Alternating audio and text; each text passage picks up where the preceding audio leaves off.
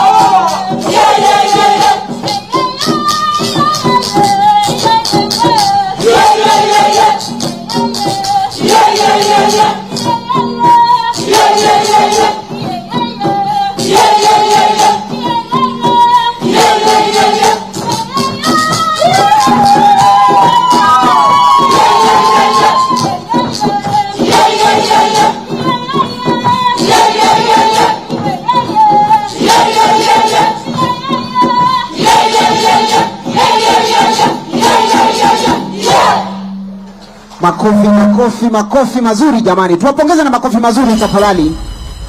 Well done.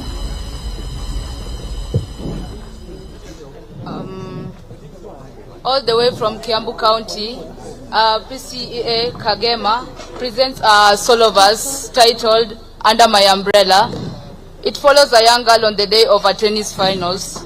As she battles anxiety and pressure, an unexpected menstrual accident occurs, leaves her embarrassed and shaken. In a heartfelt moment, her coach, also her parent, offers comfort and reassurance, symbolized by an umbrella of protection and support. Empowered by this emotional shelter, she regains her confidence, returns to the game, and emerges victorious. The piece powerfully explores the themes of menstruation, self-belief, and resilience in the face of personal and public challenges. If we only provide menstrual hygiene products to the girl child, then their self-confidence will be boosted and they will triumph in school. Thank you. Karibu.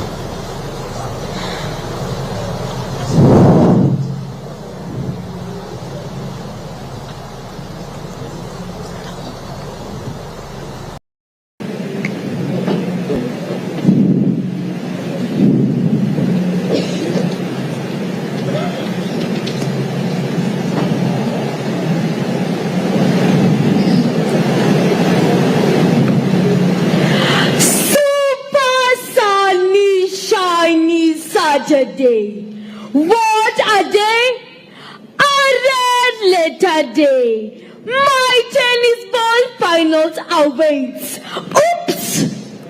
My bag off my back, my racket in hand, my heart chasing with anxiety. To the arena I dashed. The arena filled to capacity. Students, teachers and guests cheered and geared restlessly.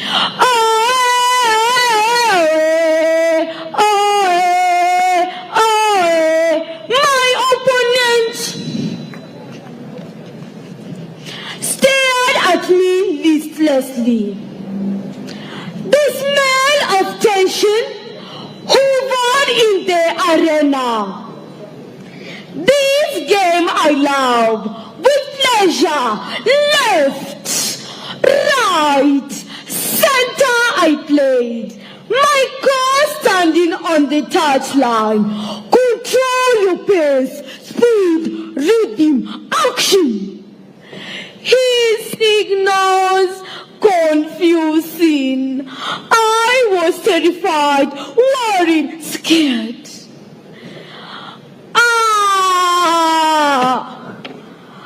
I lost the first set. Set 2, take. The pressure increased. My feet too heavy to move. My coach was shouting. My fans were screaming. My stomach was aching. My head was pounding. My heartbeat racing. My rough skirt dripping, stained, bloody red, messed and mired.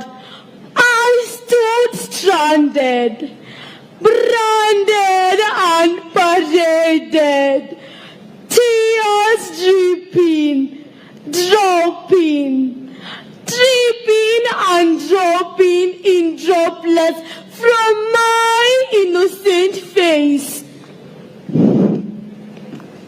Time out! Time out! My coach screamed. To the bathroom I was quickly dashed.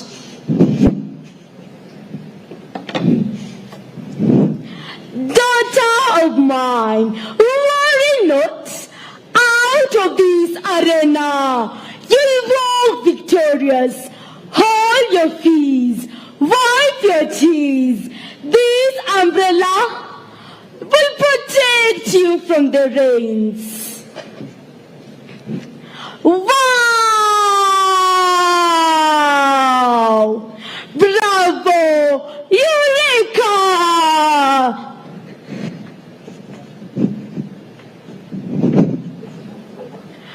I was energized, excited, happy and gay. To the field I quickly dashed, ready for the march. Set 3, take. Under my umbrella, I played with all my might, scoring goal after goal. Under my umbrella, my spirit was boosted, amplified. Success! I accessed, expressed, no stress. Under my umbrella, set 4, 5 and 6 was just but a walk in the park.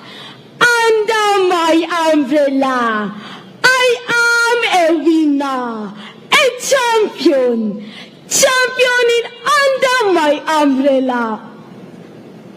Look at me now, slain under my umbrella. No stain, no check. My self-confidence boosted. My presence felt, noticed. To I freely bounce. No stress. Bullies, I say, lens. Express. For I am safe, protected, guarded under my umbrella. Under my umbrella. Presented by I, Kayla Kenya, PCA Kagema Comprehensive School. See you. Makofi. Well done, well done. Kangema hey. Kangema hey. Kangema hey. Well done. Aya, tupigie Kagema makofi. Next on stage we have Kenyatta University from Kitui County. They bring to us a solo verse titled The Spark That Never Dies. It is a performance about resilience, innovation, and triumph over adversity. It follows a protagonist who, despite facing rejection and hardship, refuses to give up. Through technology and self-determination, he transforms obstacles into opportunities, proving that knowledge and perseverance can rewrite destinies. The piece ends with a powerful call to action, inspiring others to rise, embrace their potential, and shape their own future. Enjoy. Somewhere down in the city, there is a child crying in pain. Somewhere down in the village, there is a child crying in pain. They called it the end, a cruel joke, a final stop, the moment when dreams turn to dust, and life even forgetting my name. I lay there, frozen still, my body trapped in silence, while the world outside kept moving on, a shadow of who I was, a whisper of who I could have been. From a village with no running waters, they mocked my hands that stretched towards my dream. You, a dreamer, what can you do with nothing but hope and empty pockets? But the human spirit, oh, it's stubborn. It does not bow to fate. It does not whisper in surrender. No, it fights. Even when the body crumbles, even when the odds say, stay down, something burns on the inside. For hope is never empty. Hope is a seed buried deep in the soil of struggle, waiting, just waiting for its time to rise. A spark that never dies. For when the storm came, I did not cower. I did not fold. I built a sheer of resilience and sailed through the floods. I let adversity to teach me and not defeat me. I let struggle to shape me and not shatter me. And technology, oh, technology became my sword. When doors were slammed in my face, I built digital windows. And when the world said, no space for you, I created a universe of possibilities. Click, click, click, upload. Through the power of code, I changed my destiny. Through the rhythm of algorithm, I found my voice. Through the endless stream of knowledge, I turned my pain into power. With the tap of a finger, I shaped my dreams. The blink of an eye, I wrote new stories. With thoughts alone, I created. I built cities where my legs could not walk. I soared through the skies. Even though my wings had been clipped, they said, technology, is for the privileged. I proved them wrong. They said the favor is for the powerful. I became powerful, not with the fist, but with knowledge, not with fear, but with courage. But it wasn't just me. No, I was not alone in this. So listen to me. You who think the world has turned its back. I can't. You who fear the mountain ahead. From the child in a remote village to the farmer speaking to the soil using data and drones. From a dreamer coding a future from a borrowed laptop to the scientist crafting limbs that feel, limbs that move, limbs that live. Rise. Rise like the sun, piercing through the darkest clouds. Rise like the phoenix, reborn from the ashes of defeat. Rise, for the future is not given, it is created. We rise, not in spite of adversity, but because of it. Because when we are pushed to the edge, we do not fall. We build wings. And you listening now, you who feel trapped, lost, forgotten, there is a spark in you too. A fire waiting to ignite. The storm may come, but it will not last. The walls may rise, but they're not unbreakable. And when the world tells you, no, remember, the future is not written in stone. It is coded in courage, molded in resilience, lit by hope, and powered by you,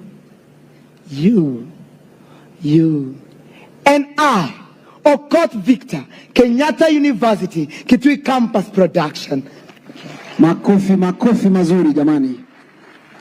Kutoka Kitui Campus, not Kitui County. Tumeongeza huo ni wa nyumbani tafadhali, makofi mazuri.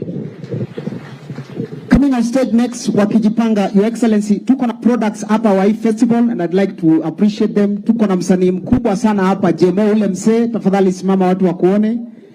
Tumpigeni Jemo ule msee makofi tafadhali. Karibu sana, huyo ni product wa festival. Pia tuko na Cliff the Cliff, is an online comedian.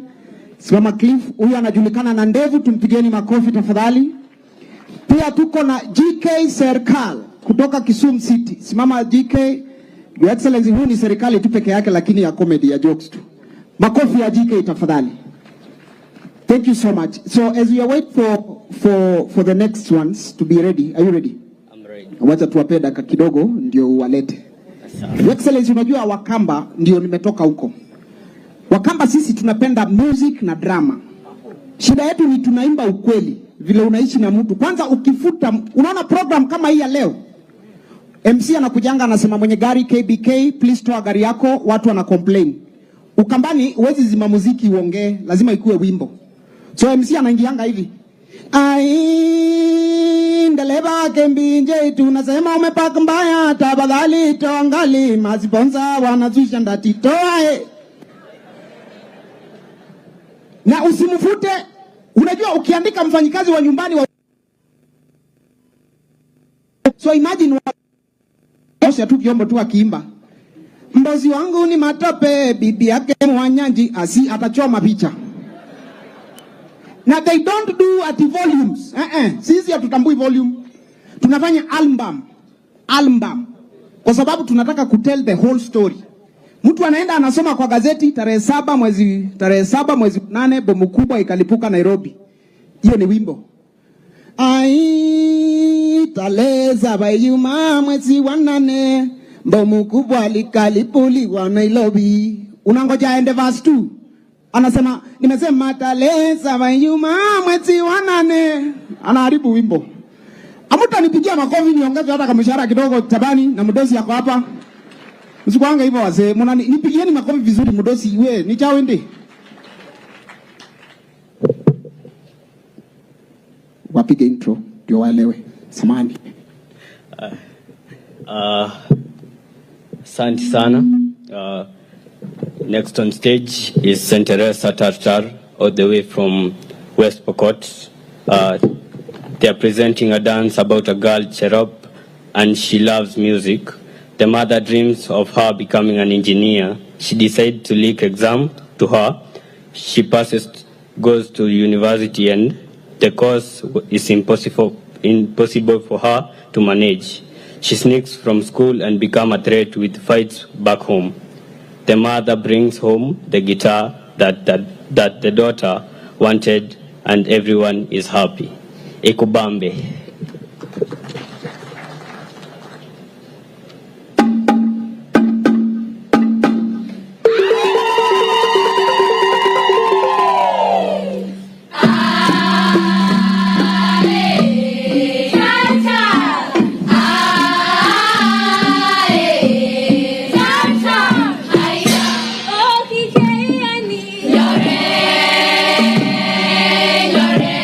Oh,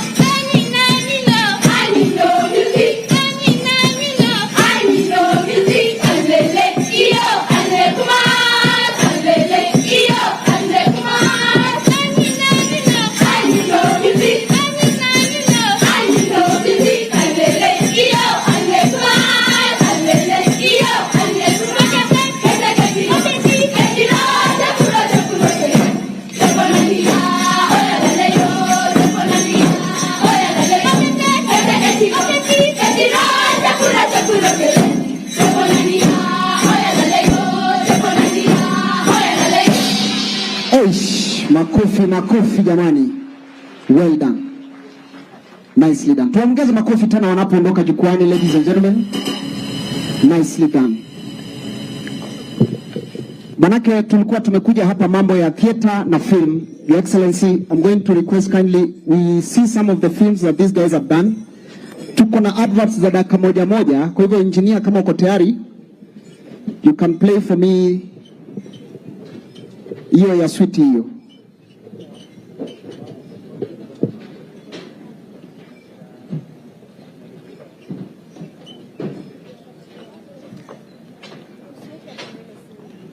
Naomba tutizame kwenye screens. We are going to watch a small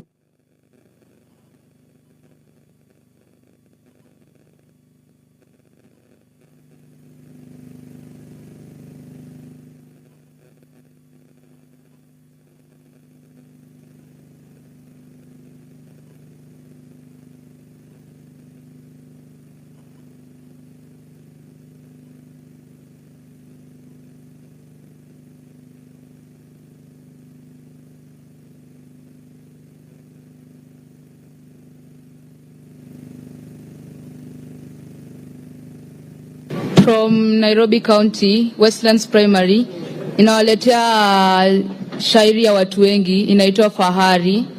Ukosefu wa bidhaa muhimu inawafanya wanafunzi kutumia mitandao ili kupata ufadhili ya kila wanachotaka. Tazama. Karibu. Tuwapongeze na makofi wanapoingia tafadhali. Ebuni.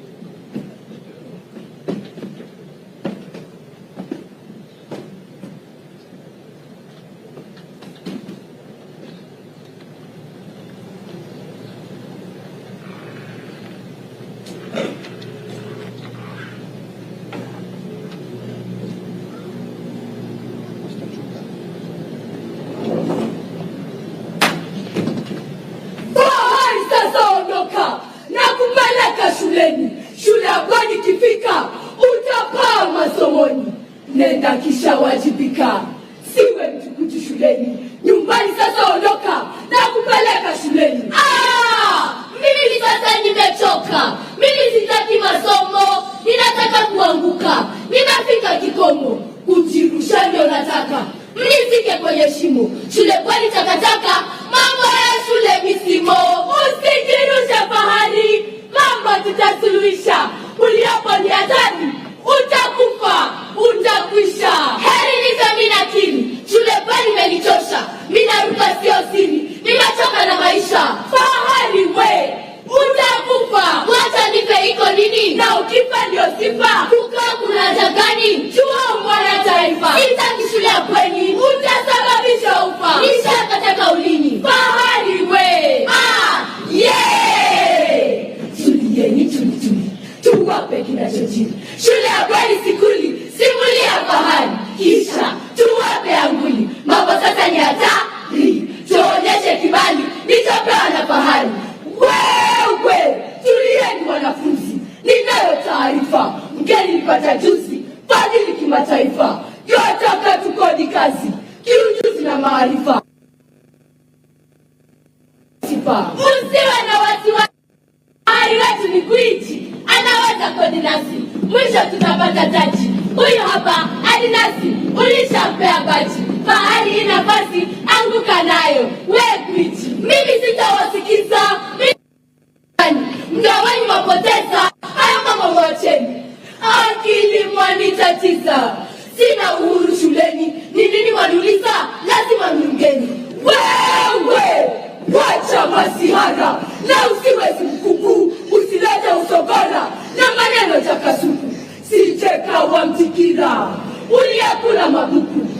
wachezo papara nayoleta kila siku. Wao utafanya tukoso fadhili, wao utafanya tukoso fadhili, wao utafanya tukoso fadhili. Ish, tunataka ufadhili, si tuletea ujinga. Ni lazima wewe nguli, mimi hoteli boronga, Maringa pesa mbili, sikufanya wewe mjinga. una mikono miwili, fanya basi, sitapinga. Wewe sema shida yako, watu potezea masaa, sema shida iliyoko, situletee paza, simulia timuliko, tasuluhisha mawa, sipoteze mwaliko, badili manufaa. Shule hainifurahishi, mimi sina raha kabisa. Sema ilo tatanishi, ilipi na kuasha, ila sisi ututishi, umenekeza kabisa. Anankazia aushi, kufua ndio shida. Nilipokuwa nyumbani, nguo zangu mimi sifui, ni kuketi kauchini, kufua alikuwa ajui. Nilipokuwa nyumbani, kwa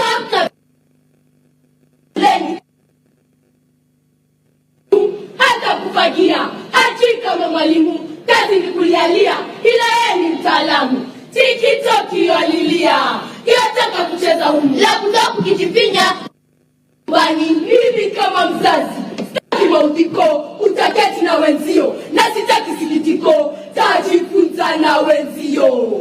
Hapa shuleni ni mwaliko, aanza kodi na wenzio, siletee tambiko. na kwanza na kukoti, jua tutasaidia, roboti yetu steady, kufua pia naweza. Uvivu na ugaidi utakwisha kusalia, badili wetu shadidi, tatufunza kijalia. Tunapoteza masaa, anza na kukodi. Hebu washa mataa, tusipoteze wakati. Mnanikasirisha we, moyo unanipanda. Wewe fungulia kifaa, kisha tuone roboti. Roboti tatufaa, badili tatusapoti. Ukikataa kukodi, taiweka pasiwadi, laptop utaishika, utavua makusudi, tena utafaidika, mashine taikodi, na hata kutashika. Sawa, wamesikia, roboti taikodi, tunaikodi roboti, kitumia laptop, tawakilisha ripoti, mama siwe tukutupu, kitupatia sapoti, tutafua chapuchapu, nguo zilokuwa dati, safi sasa tawasuku. Robot tumeiunda, na kufua sio hoja, nyumbani hatutaenda, pale kisafari. Kombo tumeshalipenda, bali limeitaja, robot tatulinda, tatumia pia na waja. Ni sisi, wale, western, tumetamatisha. Shukran sana. Makofi mazuri. Asanteni sana. Tuwapongeze na makofi tena. Kati nikijifunga, niliwaambia hii kati ni Amerika. Hii naongea hadi. Asante. Tuendelee tusiendelee? Wasee, tuendelee. We have 2 more items to go. So as they prepare, where is my Bismarck Joe? My co-MC here. Tutasaidiana naye. Tumebakisha kama 2 kisha tuone play and then we call the next one. Who is coming on next? Niko nyuma yako. All the way from Seme sub-county, Kisumu County, Seme TVC will present a narrative by the title Aviator. Ndege kameanguka. So these 2 boys, after finishing their O levels, they decided to join the Polytechnic. While there, kugongewa nayo, kuinama nayo. So these 2 boys decided, let's do something and see if it can. Mr. President, enjoy the story. Thank you. Asante.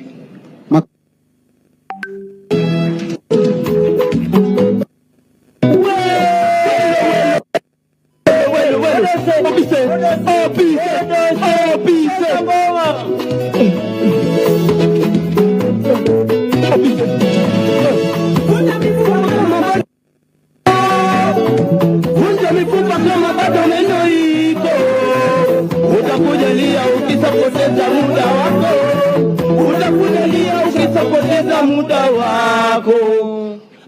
Pole sana. Ladies and ladies, gentlemen. Fellow citizens, we welcome you. We must say thank you. Thank you for coming. Thank you for showing up today. We know it is not very easy to say sober. That is why we welcome you. Thank you for staying sober and coming here today. And it is for that very reason, Mr. President, we are here. Now, ladies and gentlemen, join us, the two brothers, Odose and Opise, as we tell you the two stories from Seme. Now, ndugu zanguni, it was 3 good years after we had completed our Kenya Certificate of Secondary Education, KCSE. Excelled, by the way, Wapendwa, we had excelled. Mr. President, your boys had passed. Just imagine scoring an A for apple in almost all the subjects. English, mathematics, chemistry, physics, biology, agriculture, chemistry, Kiswahili. Kiswahili kanyo to Mr. President. And was now just fighting to join the next level of education. Since we were never lovers of theory, our main aim was to enroll to a polytechnic for a more practical program. Now, looking back at our family, our dreams of becoming engineers grew dim bit by bit due to the fact that our family was always used as the perfect example of the famous Kiswahili terms. Masikini oe hae, sina mbele wala we. 3 meals a day was a very big problem. At times we could celebrate upon hearing the term mandas as if it was Christmas. Now, my father had to organize for an Arambe. Hey, Opise, Odose, what we saw that day? What we saw, our problem shifted from raising funds for our education to how we are going to feed all the village who are present. People came from all corners of the village. Others came well dressed to kill, while others came well dressed to resurrect those who are dead. People were looking good, Mr. President, from here. Wait. Who's he saying? Started confusing the atmosphere. It started giving the vibes of Kempinski, Villarosa, Ivoivoivo. Wait. Wapendwa. Somewhere at an angle and watch as people gave out the little fund they came with. 5K, okay, 50 bob. Ghafla binfu. Punde se punde. Our uncle himself, kijana refu slim kidogo, Mr. Kenneth Otieno Ode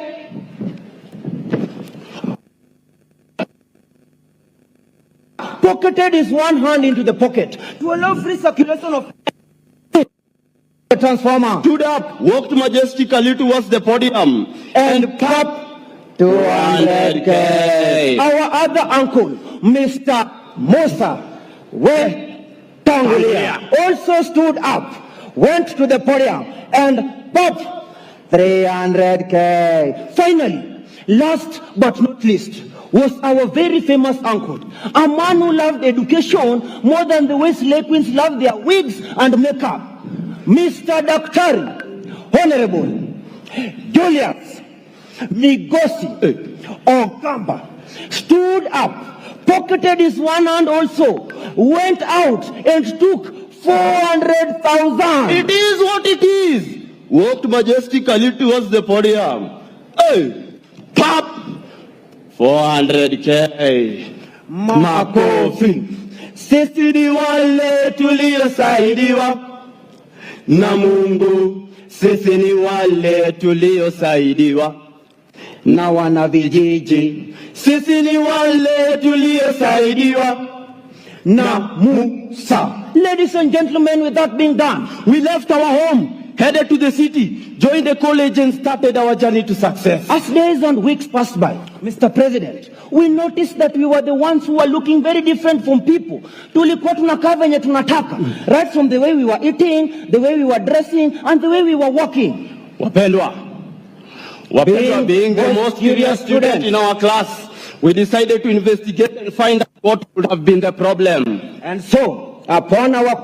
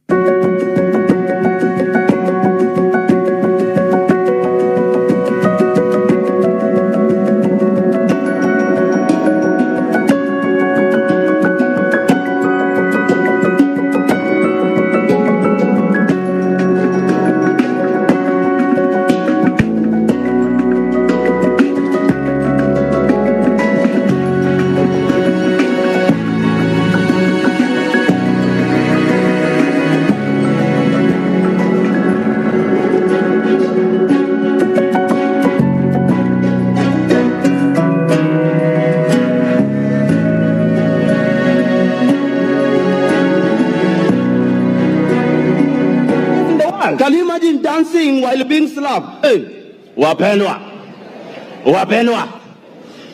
Dancing while being slapped. Say what? Dancing, ladies and gentlemen, while being Hey. Some men even came with their daughters. Hey. And some boys like us even came with their mothers. Hey.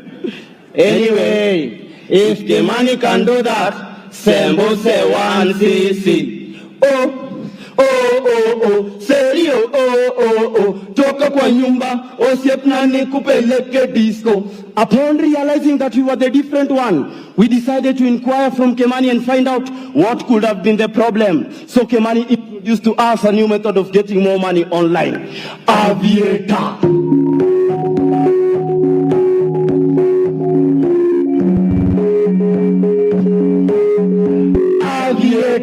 According to what Kimani was giving his explanations, wapendwa, our blood started boiling. Mr. President, imagine anatuambia ukieka 100 unapata 1,000, ukieka 1,000 unapata 100,000, ukieka 100,000 unapata 1 million. Mr. President, 1 million, 1 week, 1 month, sisi, wewe, wajumbe, salary, flat rate.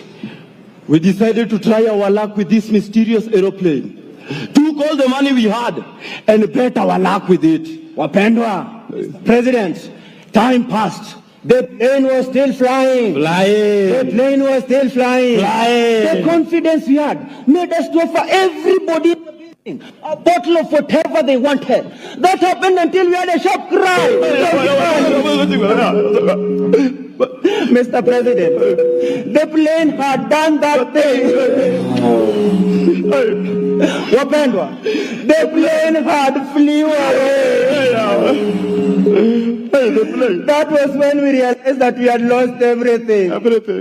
Wamepanga kutumaliza sisi, wamepanga kutumaliza. Ona sasa tumesasota sisi, ona sasa tumesasota. Wapendwa, life started becoming miserable. 3 months. 3 months was like 365 days. 3 meals a day was a very big problem. We could not think of going back home because our father will summon the spirit of leprosy on us. Sasa sida tulikuwa kama matoto mayajani. Matoto mayatima hiki tokino. Opise. Wazazi wako ama wako? Wako. Wazazi wako ama wako? Wako makopenye wako. Na ukiambiwa urudi nyumbani utarudi. Sikufukuzwa. Mr. President, our future started misbehaving. Our future. Mara inawaka. Mara inazima. Inazimika inawaka. Inazimika inawaka. Inawaka. One evening, as he was seated, thinking of the next move, we overheard an advert on the television. An advert fully sponsored by the government under the Ministry of Sports, Youth and Cultural Affairs, all about Talanta Matani.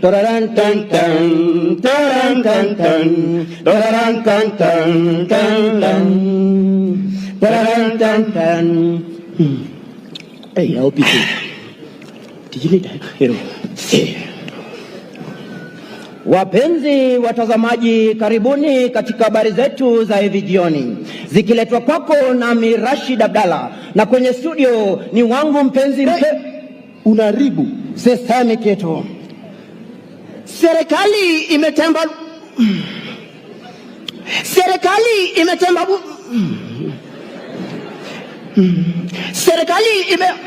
kunradi gine wacho nango mbuni. Serikali imetembwa. Wapendwa, na Kiswahili sio mdomo chetu. Without wasting time, we posted a picture of our talent online. Wapendwa, we posted whatever we had, and as you can see, maisha has been new. And currently, we are rolling with German machines just parked across the road. The only thing lacking in that German machine is the bandera of the country. But very soon, we shall have one. Do you know why? Because we shall be the CS. Cabinet Secretary, Minister for Enjoyment, Intercontinental, Monumental. Can you imagine taking breakfast at Kuala Lumpur? Taking lunch with the president and the first lady at the State House. Taking dinner at Honolulu. Wapendwa, Honolulu. Imagine sleeping in Hollywood. Waking up at Bollywood. Taking pictures, selfies and Snapchats in Nollywood. Taking pictures in State House. And all the woods in State House. Aye. Transformation is evident. Maisha imekuwa swari. Papa, unijaze roho niweze kumshinda shetani. Papa, unijaze roho niweze kumshinda shetani. Wanafunzi, ukigambo la sukulu fees, kesho utasomaje? Papa, unijaze roho niweze kumshinda shetani. Anyway, ladies and gentlemen, most of the fellow students, hata kama ni kutafuta pesa ya kufurahisha girlfriend, usichukue school fees uweke kwa mafuta ya ndege. Hapana, jaribu. And to the men in the house, hata kama ni kutafuta rent, usichukue mshahara uweke kwa mafuta ya ndege. Hapana, jaribu. And to the lovely women in the house, our mothers, more so if you know that you are a treasurer in the groups of churches and women, usichukue pesa ya wanawake wenzako uweke kwa mafuta ya ndege. Hapana, jaribu mtu ya Sabbath day. Hapana, jaribu. And to our Mr. President, just a piece of advice, as a man to man. Hiyo pesa kidogo umeweka ya kupeleka first lady vacation, usichukue uweke kwa mafuta ya ndege. Hapana, we. Utamwaga unga wetu bwana. I'm sorry. Si tumemaliza. Si tori yetu. Opise. Chukua maji. Chukue. Wapendwa, tafadhali tuwapongeze wapendwa wetu na ndege yao ya aviator. One more time, let's make some noise for them, ladies and gentlemen. Well done. Bwana Dennis Itumbi, I hope umesikia, waziri wa entertainment. Unajua Dennis Itumbi anakuanga waziri wa mayai. Sasa umenyang'anywa kazi yako. Nataka tuone play ya mwisho.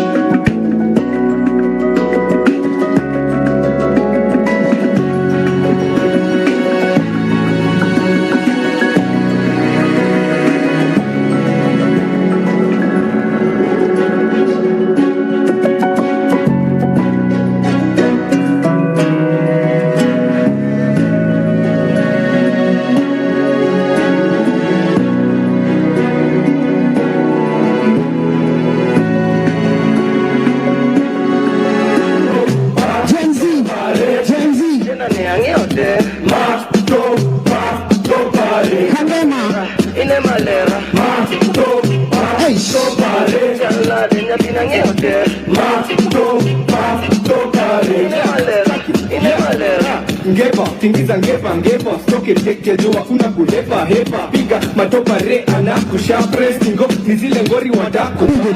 Topa di top. Your Excellency, sijui anasomesha saa ngapi lakini yako sawa. Wapi makofi yake tafadhali?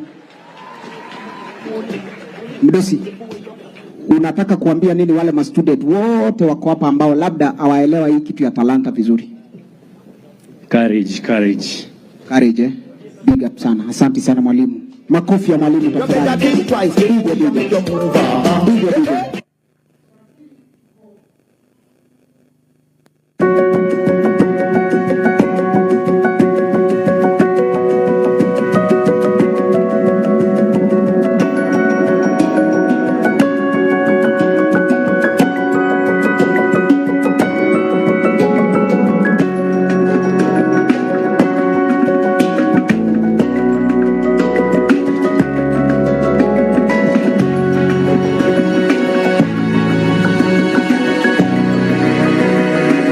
About Casmuel, who was always top of his class. He, however, was not a balanced student because he had ignored co-curricular activities. So, in future, he's unable to get a job because of the high expectations he has about his refined education. Later, he's employed by his classmate Mafla, an average student who has balanced both academics and co-curricular activities despite his controlling father. The play emphasizes the importance of encouraging our students to be all-round because life for sure has its twists and turns. Enjoy. His Excellency, this is a winning play. I tell you, yesterday I watched the play and for sure it is great. I've been your MC, Becker. Enjoy.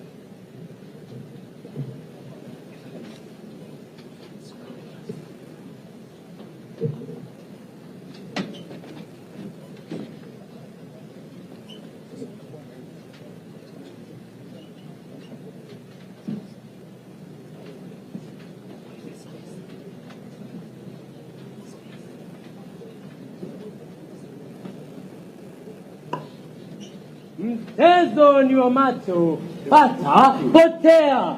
Juzi nilikuwa Nairobi, nikaacha milioni 10. Leo 10. Jana nilikuwa Kisumu, wakaniita Jacom. Wakaniuliza, Jacom, unatoa wapi pesa?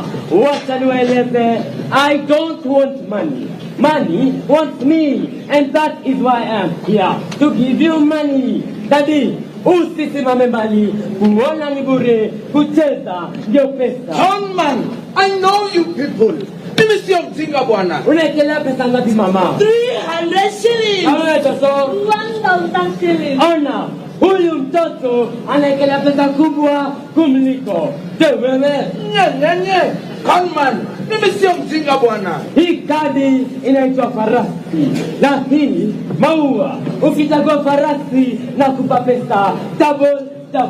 Ukichagua maua unapoteza. Nataka farasi, sitaki maua. Nataka farasi, sitaki maua. Mwenye macho hambiwi tazama. Mwenye macho hambiwi tazama. Chagueni sasa. Ndio hii. Wacha tuone. Hii sio farasi. Hii ni farasi. Mmeshinda pesa double. Yeah! Hii ni yako 2000, hii ni yako 600. Pata, potea. Excuse me, can you repeat that process? Wacha niende kununua omena. Wacha niende tuwe hii pesa. Kwenda sana. Can you repeat that process with me? Hata wazungu tunawapa pesa. Horse, money. Flower, no money. Horse, money. Flower, no money. Mwenye macho hambiwi tazama. The one with eyes is not told. Look, which one? This one. Are you sure? Yes. Shall we? Of course. Hii ni maua. Umepoteza. No. Conman. I told you I want horse. You gave me flowers. Oh. Game over. Haya, kado. Wewe. Kuja hapa. You cannot run away with my money. Hey, it was a game like any other. And you lost. Umepoteza one. Do you know how much I have struggled looking for this money? What am I seeing? You look familiar.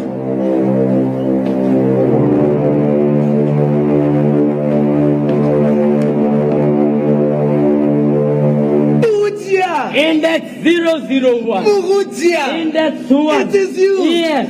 My classmate. Long time, brother. 10 years is not a joke. When we left high school, yes, I never imagined I would meet a person like you. That is very true, my brother. Only mountains don't meet. How are you doing? I am okay. Just struggling with the world outside here. I remember you were our Christian Union chairperson. Did you leave God? No, brother. The Lord has been so good to me. Yes. He always puts food on my table. He has blessed me with a family and a job. Muhudia, is conning people a job? True, Frenna? Yes, my Lord. Come and say hi to my high school classmate. He was Index number 1. Index number 1? Hi. Well. Who is this? This is my dear wife, True, Frenna. Guy, babe, my wig. Mom, Dad. What about this little thing here? This is my last born son, Thomas. They are my business associates. May the Lord have mercy upon your family. That's well. Come, let me show you something. Yes. You see that house there? Yes. It is mine. Those 7 cows there? Yes. They are mine. That 2 acres of land there? Yes. It is mine. Wow. Those 4 boys walking naked at the river. They look exactly like you. Yes. Mine. What about you? How is your wife and children? Many Kotu.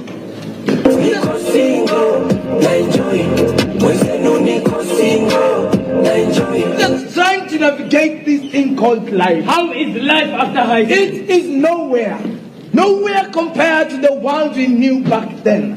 When I was in high school, I was an energetic, enthusiastic, and a brave man with eager and readiness to quench my thirst for further education. I joined the university of my choice. Welcome to the university of your choice. And graduated with a bachelor's degree in automotive engineering.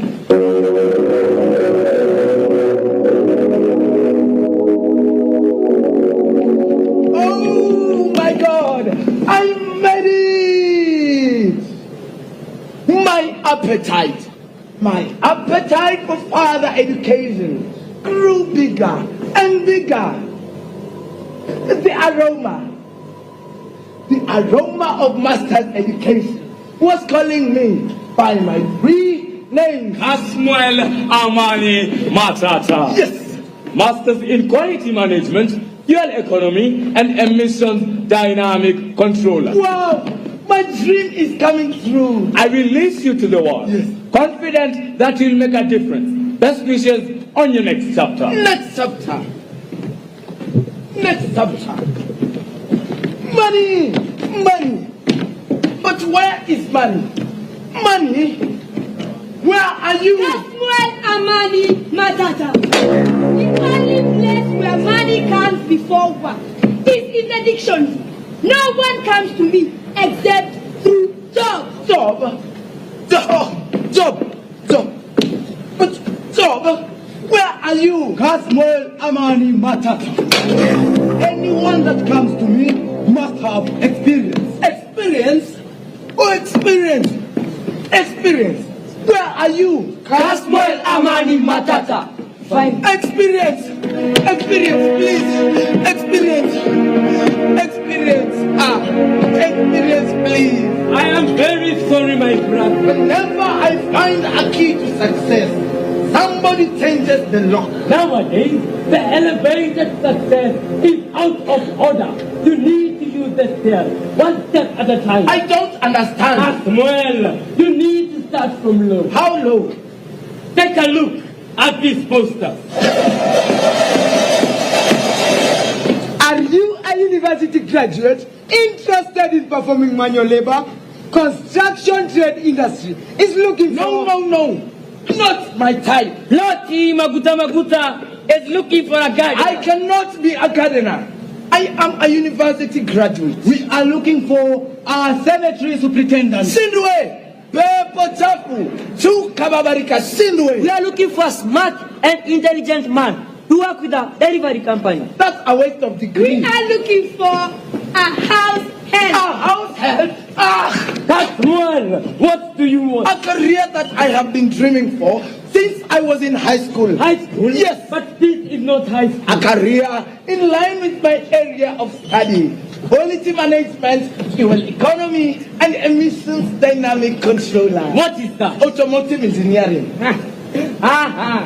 Now I know what you do for a living. What? Soothing job. Well, I have one more choice for you. Which one? There is this advertisement I see all over the media.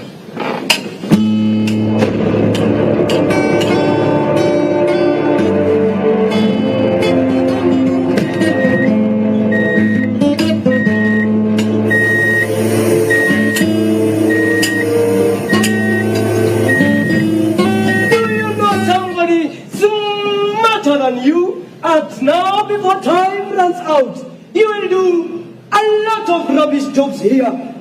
You will wear ragged clothes just like a madman. You will suffocate from the fumes of pains. You will crawl on the floor like a madman. But if you think the job is rubbish, wait until you see the pay. You see, a perfect opportunity for you. When I was in high school, Samuel, this is not high school. I never saw this job in the career wheel. Is this what you call a perfect opportunity for an intellectual like me? Except that this intellectual is not able to secure a job. But I have no experience. Samuel, this is the only job that has not listed experience as a requirement. How many times am I supposed to tell you that this job is not my type? You know what? What? Every year, many stupid people graduate from the university. And if they can do it, so can you. Hey, wait! My money! But goes to the witch doctor does not come back. That's only what's here. Ata kama ni fair bana. The road makes him unclear. I know. And things feel difficult. Moving slow. And every step, no matter small, brings you closer to it all. A humble job can pave the way. The road begins and skills will stay. So take the step, don't hesitate. The future starts when you create. Welcome to Vintage Garage, where all is gold. We have good news and bad news. The good news is we expected very many applications, but only you two applied. Kindly introduce yourselves. My name is Omondi O. Aswal Amani Matata is my name. The bad news is we only have one vacant position in this garage. May the most deserving succeed. Omondi, what is your qualification? I went to private bank, Bondo Secondary School. What grade did you get? The exams were not very friendly. We are interested in your grade. The first one in our school got a grade D. As well? Bachelor's degree and master's education in quality management, fuel economy, and emissions dynamic controller. Can you share your knowledge regarding locomotives? I have read every manual there is. I know the science behind combustion. I can tell you the theory inside and out of a spark plug. I can tell you the force exerted by a crankshaft at any given RPM, the thermodynamics of a carburetor, all of it. Just give me a shot and I will show you my knowledge. Whoa! Omondi, it is now your turn. I know what an engine sounds like when it is angry. What? I have spent more time under a bonnet than most people have spent in a lecture hall. But you can't just guess. Sir, I listen, I feel. You must understand how everything works. The science behind it, the mathematics. This car, it is talking to us right now. The engine is crying for our help. And it is not saying anything about mathematics. All right. Enough talk. Let us see if you can walk the talk. You have 30 minutes. Fix that engine. Let us banner.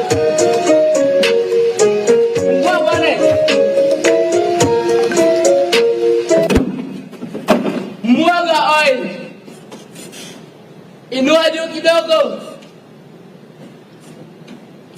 Kanyaga mafuta. Haya. Gurubisha gani? Gurubisha gani?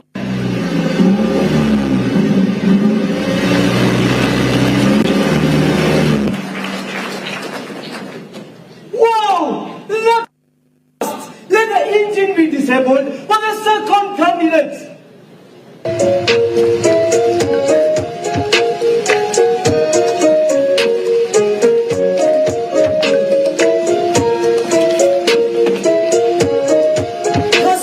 It is now your turn. Gasman, you need a hand. No! Let the professional do his job. Gasman, you need an overall. Toa hiyo kiraka hapa. Now, where is my briefcase? This here is all my life. All my notes since I was in high school. Everything that I learned in the university. This is my secret weapon. First step, lift and jack the bonnet.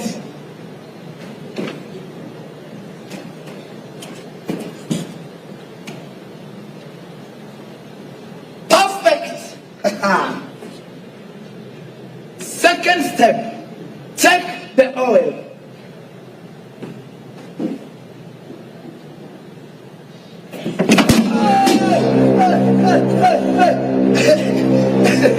Are you okay? Yes, I am very okay. Yes, yes.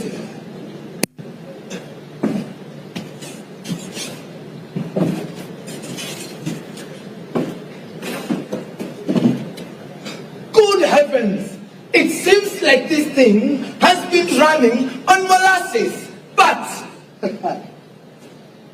according to my notes here, fix the plugs.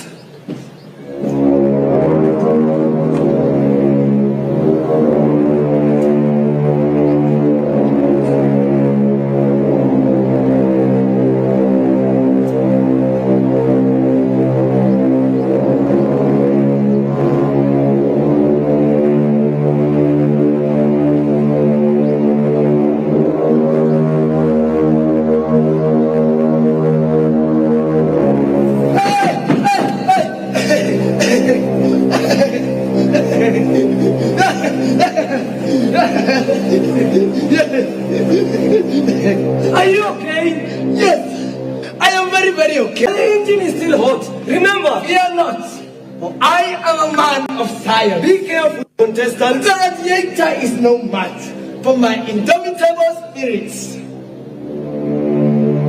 Hey! Oh, yeah. Come on, inside here. Oh, help me. Are you okay? I am very, very okay. Oh, Mama, boy, inside here.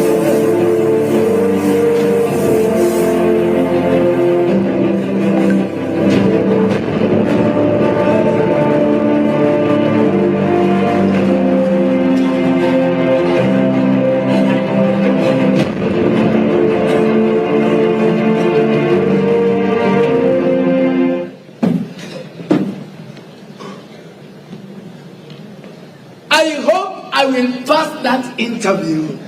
I only misinterpreted my own handwriting. Wait here as we compile the results. I give up. You win, brother. You win. Yes. But this car is a mess. It appears nowhere in the university syllabus. In the university, we are only taught how to fix big cars like Lamborghini, Range Rover, and Mercedes. And Bravo. Kwenda huko.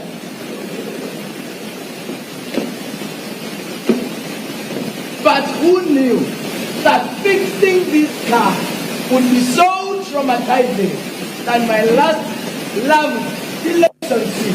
Oh, Caswell, my brother. Here we meet again. I am so sorry, my brother. I have nothing left to be conned today. Out! What happened to your face? My makeup artist messed me up. During an interview. I don't want to talk about it right now. Just share the good news. The only good news I know now is the Good News Bible. Give me an encouraging verse. Romans chapter. What happened? You were fine earlier, but now you're acting weird. It was a disaster. A disaster? I messed up. I don't understand. I failed the interview.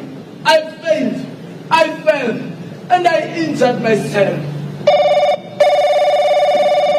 Kaswan Amani Matata. And who is this insisting to call me as if I am carrying their kidneys? We are pleased to inform you that you have secured a job here at the Vintage Garage.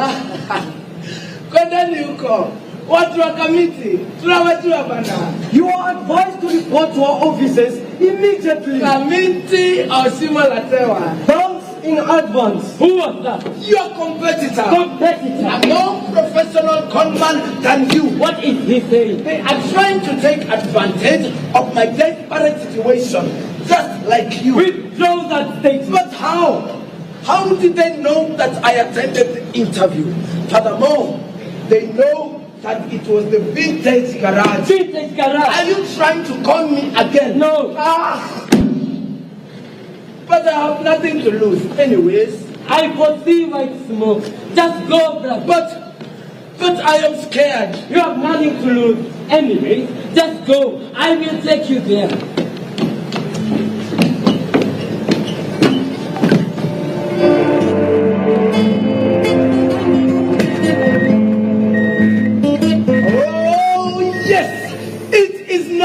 Our God is never asleep. You are God and who? Customer, I helped you. The only thing you did was conning me. Every last bit of my money.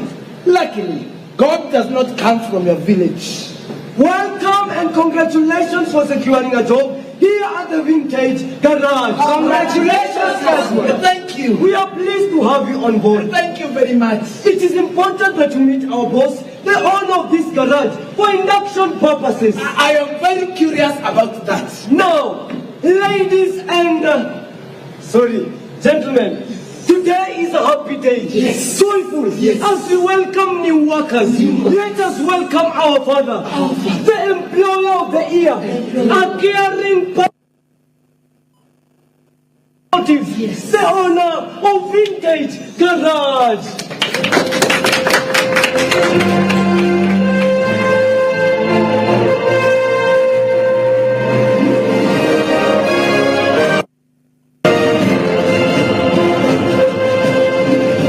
Thank you very much.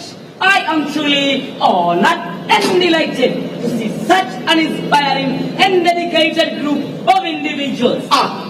Muffler. Index 001. Muffler. Index 1. You have never changed. Oh, Jesus Christ, son of a carpenter. And who knew that this time we will meet? Excuse me, do you know each other? My high school testmates. Classmates. Boy. He was my group member. He assisted me a lot during those group discussions. And that is why the world is so giving. He is now going to reap what he planted. I cannot take that offer. Kasmuel, I will not be employed by you. Forget about high school incidences. We are now in the outside world. But I failed the interview. Everybody saw it. It was evident. Very true. It is now time that we need to help those that we know and those that we have traveled the journeys together with. And that is life. Life is not fair. I agree. Back in high school, everything seemed so structured and predictable. But now look at our fellow classmates trying to make sense of everything. Some of them never went past high school. Some of them went to universities and succeeded. But some of them are still looking for jobs. Muffler, stop using me as an example. Some of them are healthy. Why, some of them are in the hospital.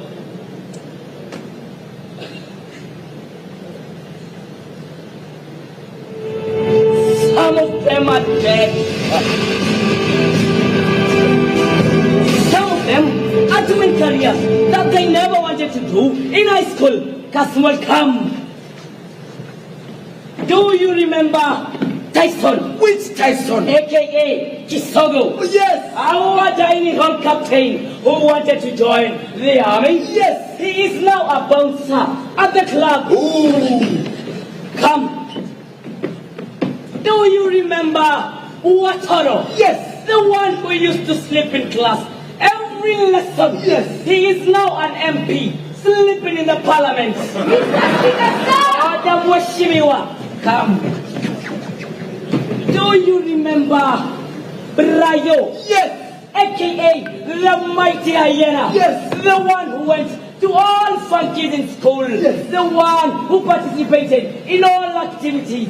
The one who dreamt to have a very big car and very many girls. Yes. He is now a school bus driver at Kenya Girls High School. Wewe Mose tena kati ni utoe kitu wakadivisha. Enough of that, Mafla.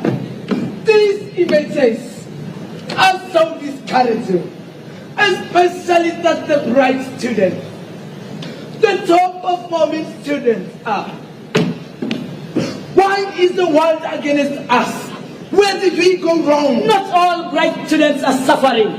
The one who knew to balance life are extremely successful in life. Come, do you remember index number 2? Yes. The only student that challenged your grades? Yes. The one who went for drama competitions and your class teacher told you it was a waste of time? Yes. He is now a famous doctor in India. A doctor?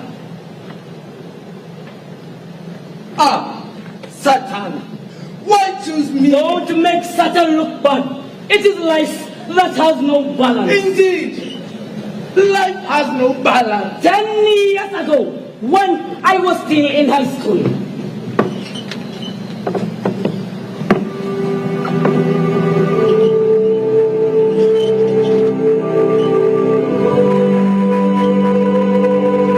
I was at the center of this beam, the beam of life.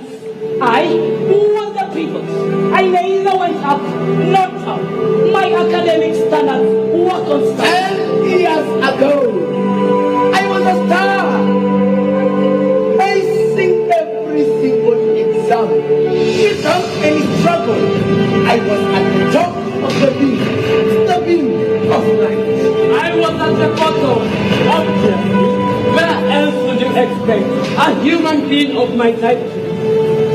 But it is better to be poor and happy than rich and sad. I wanted to become an automotive engineer. I wanted to become a lawyer like my father. I wanted to be a pastor. A pastor? Yes. I admire the way Congregants give us money for free. But Mohotia, that career is not indicated anywhere on this career wheel. This career wheel is usually biased. I do not want to choose a career which I am not passionate about. This career wheel is just but a map. You choose your own way to go. You choose your own path. A map with which to negotiate the terrain of life. Negotiate the terrain of life? Yes. Does this career wheel know what my heart desires? Where there is a will, there is a way. Let me then find my way, a path to my future. Dear career wheel, take me by hand and show me the way. Show me the way where I can go. You will be a president. President? I saw a great prophecy foretells that from the blood of this village a new leader shall arise. Mohujia, are you ready for this? President? This thing is a joke. My family has never even produced a village elder. Mohujia, the wheel never lies. There must be something between There is nothing. Just think.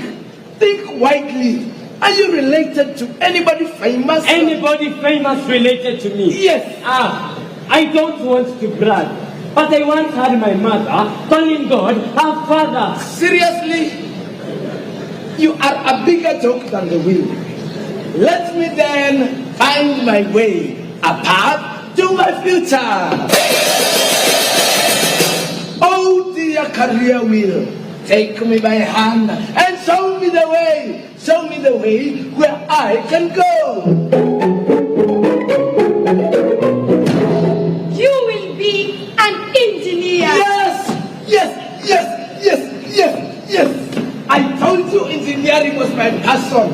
Creating something from scratch and making it work. Congratulations, Caswell, for knowing your part in advance. Thank you. I know it is a very difficult decision to make. I know. Choosing a career in high school is not an easy thing. Master, it is now your time. Let us see what you will be in future. Go and spin the wheel. I fear. Don't let the fear of what could happen. Let nothing happen. I am scared of choosing a career I am not passionate about. It is hard to fail, but it is worse not to try to succeed. The wheel.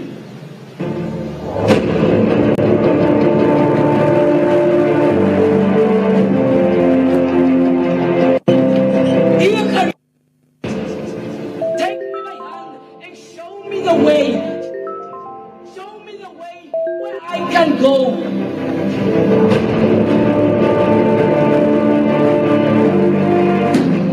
You will be a lawyer. Yes.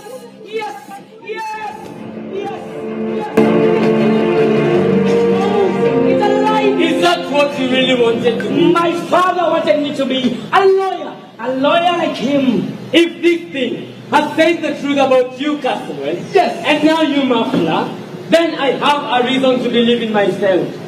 I will be the president. Well, there is a will. There is a way. There is no way. Muffler. There is no way. Muffler, don't say that. Let our dreams be valued. Look at these subjects. Mathematics, English, history, to become a lawyer. But what is wrong with these subjects? They are just but requirements that I may struggle to achieve. Come, look at my grades. Mathematics, B. English, C. History, I. D. Muffler, the wheel has so many careers. You could always spin and choose another one. I cannot go against the will of my father. Your father? My father is firm. He has already made up his mind. I cannot go against his will. Talk to him. Tell him the desires of your heart. You do not know my father. My father is a figure of authority. You cannot argue with a lawyer. His footsteps spell fear. He stands firm like a wrestler. His eyes sharp and focused. Always seem to be observing, calculating, and judging, never missing a single detail. His voice is deep, with a tone that does not entertain arguments or second chances. Muffler! Yes, father. What did you get in mathematics? B. English? C. History? D. What do I want you to be? A lawyer, father. You know, I called your teacher and he told me that you are not performing in your academics and that you're busy focusing on those co-curricular activities. But I did not participate in it. You must go to the university. Will those activities take you to the university? But it is not a must for someone to go to the university. I should not see you in soccer, drama, or any other co-curricular activity. Do you hear me? Yes, father. My father views my future through the narrow lenses of his own desires. A lawyer, he said, a great man of justice, he said, but at what cost?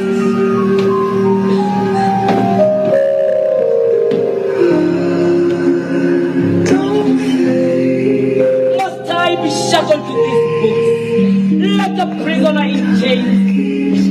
Day after day, I sit in this suffocating room, drowning in pages of history.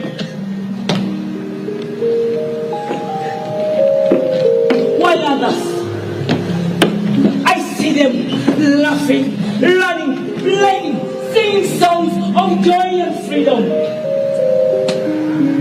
How I long to join them, to feel the rush of the game, the thrill of the act, the rhythm of the song that goes to my soul. Afla, we need you in our drama team. The drama competition are next week. Please, cram this line. But I have not been rehearsing. Don't worry. You have always been a superstar. Just say this line. I am sick and tired of following my own dreams. Give me that script. I am sick and tired of following my dreams. I ask my dreams where they're going and hook up with them later. Master! Stop cramming that script and cram history, agrarian revolution. I am disturbed. I am disturbed by the cruel echo of my father's voice. Voices that won't let me be.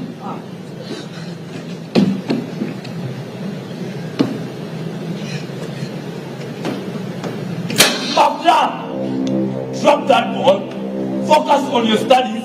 Secure your future. But what future is worth having when my heart is left to wither in the drought of academics? But Father, I have only one more option left: science fair.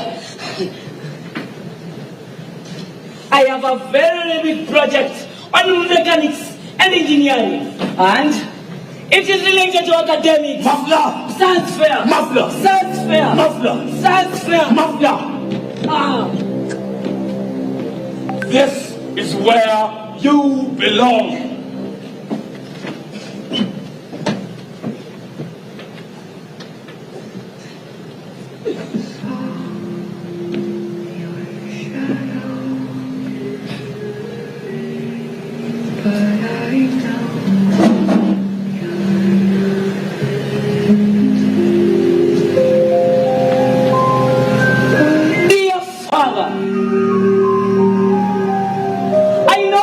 Class teacher told you that participating in co-curricular activities is a waste of time. I still don't understand how the top performing students in our class are still in those activities. I was the best actor in Form 1, a best actor in Form 2, best actor in Form 3. But now in Form 4, it is a waste of time. I am happy to tell you that I will not participate in any of those activities. I will pass my exams and go to the university as you wish. But I will not cram history because I cannot. Instead, I will take these notes to the exams. It is the only way. Mafla, why are you secluding yourself? Well, we are all revising for the same examination. Samuel, I am okay. You are not okay. I can read your face. Be happy, Mafla. This is our final examination. Samuel, I am ready for the exam. Then why do you look suspicious? What are you hiding from me? That is how God created me, to look guilty when I'm innocent. Mafla, what are you hiding from me? It does not concern you. Did I just see short notes? Wakana, Mafla, what are you planning to do? Don't overtax my patience, Caswell. Mind your own business. You are my business, Mafla. You are planning to cheat in exams. I am not a fool. It does not concern you either. I am going to report to the teacher of this unacceptable behavior. Caswell, you don't understand. I don't understand what? The pressure. The pressure to pass my exams.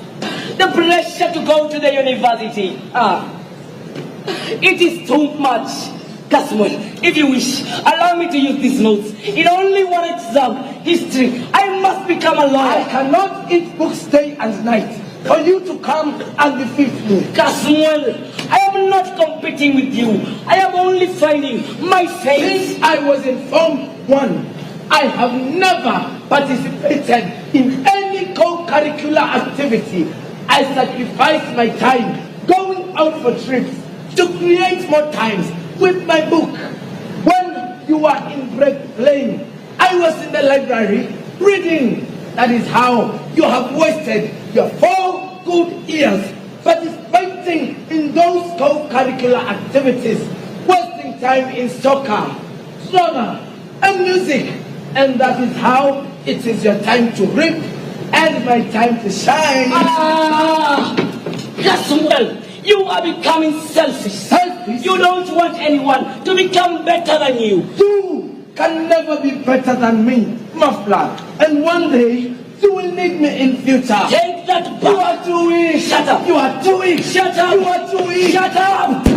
Muffler and customer, I wish you all the best in your exams. I may not pass with flying colors like you two, but who knows? Who knows what the future holds?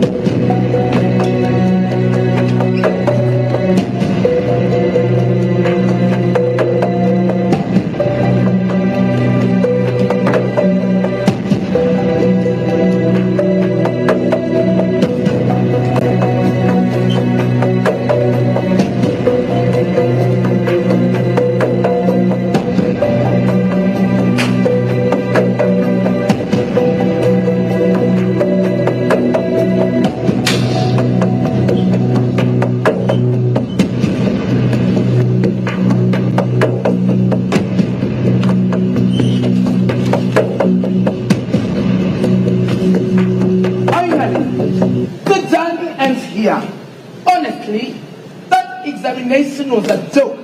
That is practically an A. And that is how I always remain on top of this beam of life. There was no difference.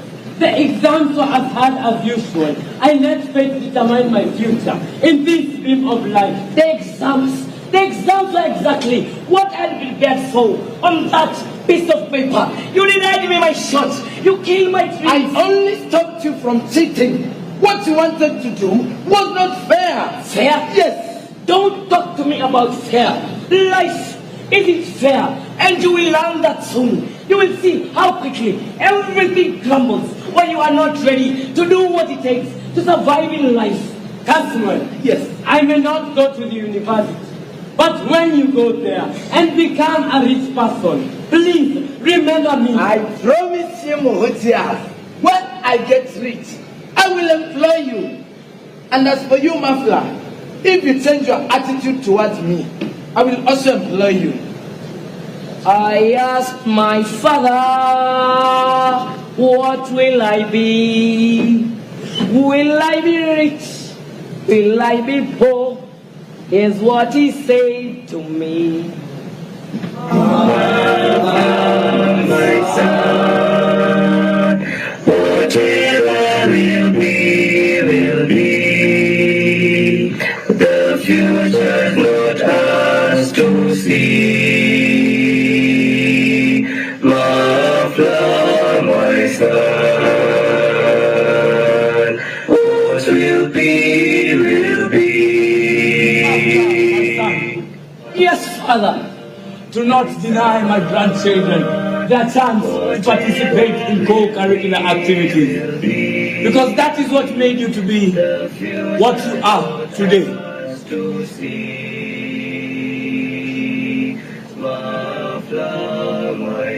When I failed to teach in exams, I thought I will also fail in life.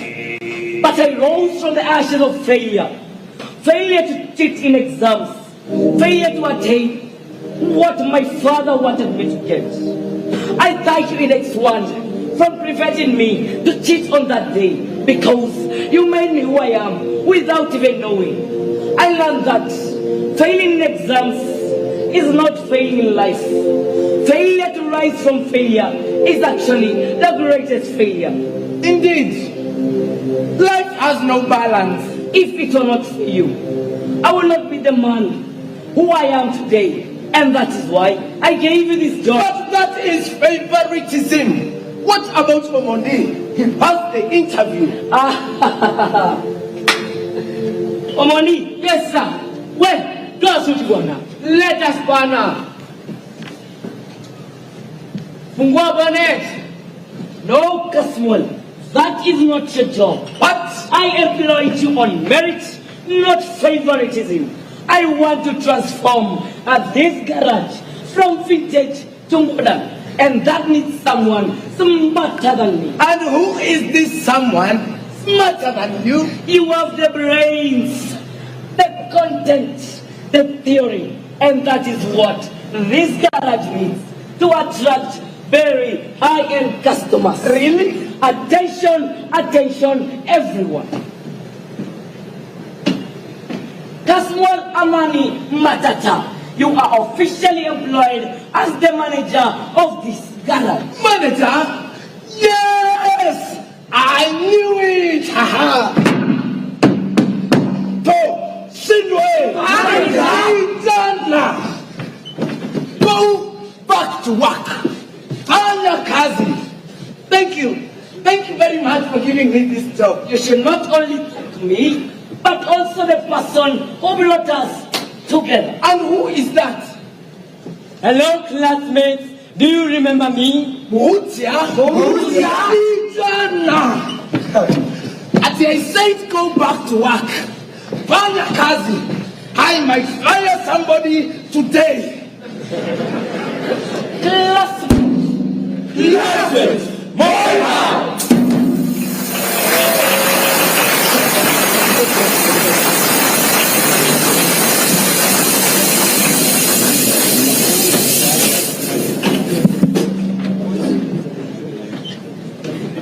Another round of applause for the students for such a wonderful, wonderful performance. And we'll just give them a few minutes to clear up the stage so that we can now move to the next part of the program.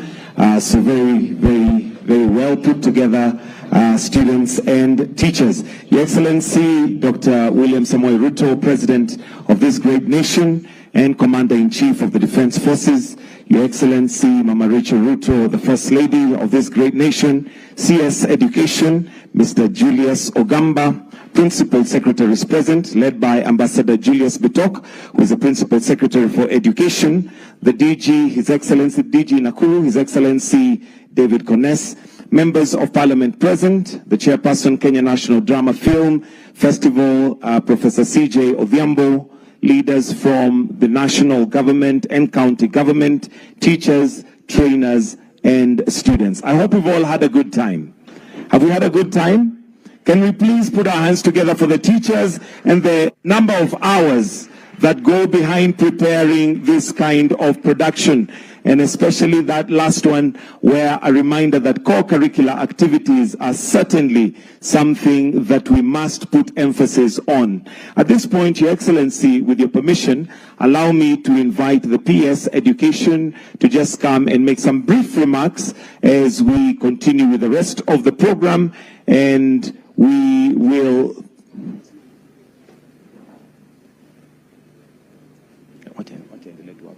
So, tumpigie makofi PS Bitok.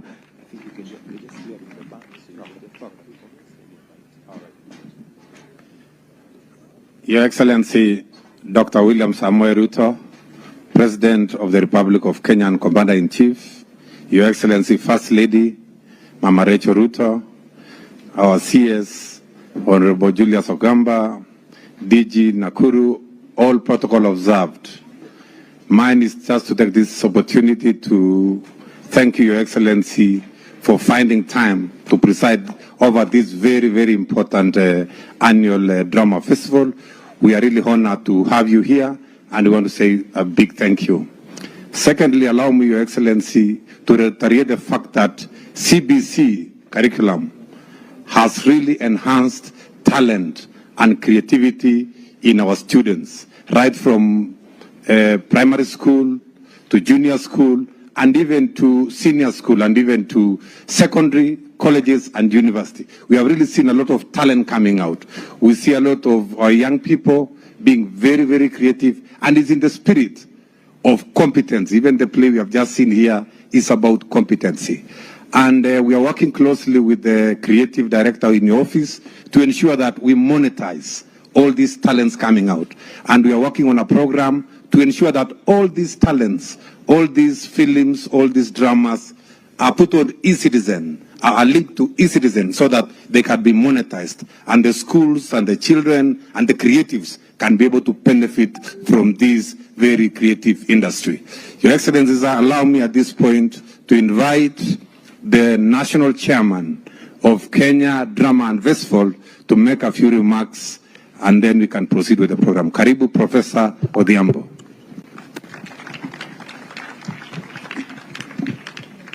May I request that we can now open the stage so that we can use it? We were just cleaning it up. If the team can open so that we use the stage appropriately.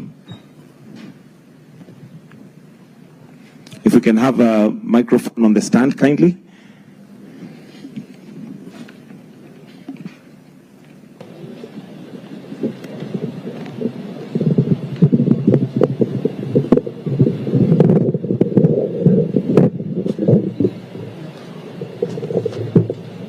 Your Excellency, the President of the Republic of Kenya, Dr. William Samoei Ruto, and Commander-in-Chief of the Armed Forces, First Lady Rachel Ruto, Cabinet Secretary Education and other CS present, Deputy Governor Nakuru, Principal Secretary Basic Education and all other Principal Secretaries present, CEOs of government agencies and corporate bodies, political leaders, vice chancellors of our universities, teachers, student artists, ladies and gentlemen, good afternoon.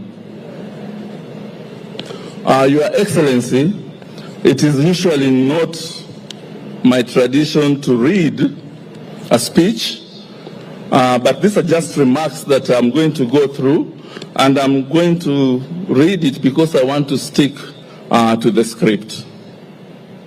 So it is a profound honor and privilege to stand before you today at this grand celebration of Kenyan talent and creativity, our National Drama and Film Festival State Concert, graciously hosted at the seat of our nation's leadership, State House, Nakuru. Your Excellency, we thank you most sincerely for your steadfast support and belief in the transformative power of the arts, not only as a medium of expression, but as a vehicle for national unity, value inculcation, and socioeconomic empowerment. Your presence here today affirms the centrality of culture and creativity in our national development. I want to share with you some of the highlights of the 2025 festival, which is also the 63rd Kenya National Drama Festival edition. This year's festival has been historic in many ways. Under the theme leveraging on technology to nurture talent, while inculcating national values for socioeconomic prosperity, we have witnessed a bold and progressive shift in how drama and film are imagined, taught, and performed across the country. Among the most outstanding milestones was the introduction of 2 new digital categories, live broadcast and podcast. These additions mark a turning point for the festival, enabling young creators to tap into the digital space, expand their reach, and tell authentic Kenyan stories in ways that are innovative, accessible, and globally competitive.